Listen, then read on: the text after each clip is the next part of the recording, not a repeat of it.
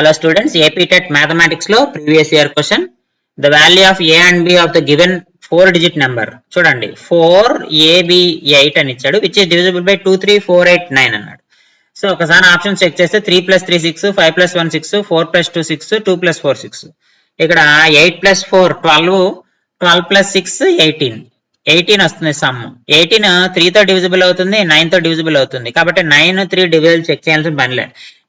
ఆకరణ 8 ఉంది కాబట్టి 2 తో కూడా డివిజిబుల్ అవుతుంది. కాబట్టి ఈ 3 చెక్ చేయాల్సిన పనిలే. సో మనం చెక్ చేయాల్సింది 4 8. 4 చెక్ చేద్దాం. 4 అంటే చివరి 2 నెంబర్లు 4 తో డివిజిబుల్ అవ్వాలమ్మా. అంటే బి వాల్యూ తీసుకోండి. 38 4 లో పోదు కాబట్టి ఆప్షన్ 1 లేదు. 18 4 లో పోదు, ఆప్షన్ 2 కాదు. 28 4 లో పోతుంది, 7 4 * 28 పోతుంది.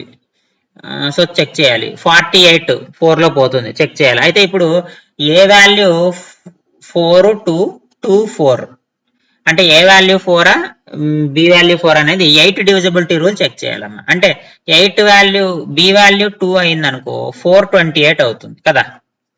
428 అనేది 8 తో డివిజిబుల్ కాదు, కానీ 248 డివిజిబుల్ బై 8.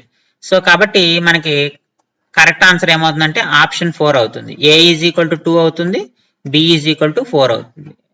సో వాడు ఇచ్చినట్టు 4 తోనూ 8 తోనూ కూడా మనకి డివిజిబుల్ అవుతుంది.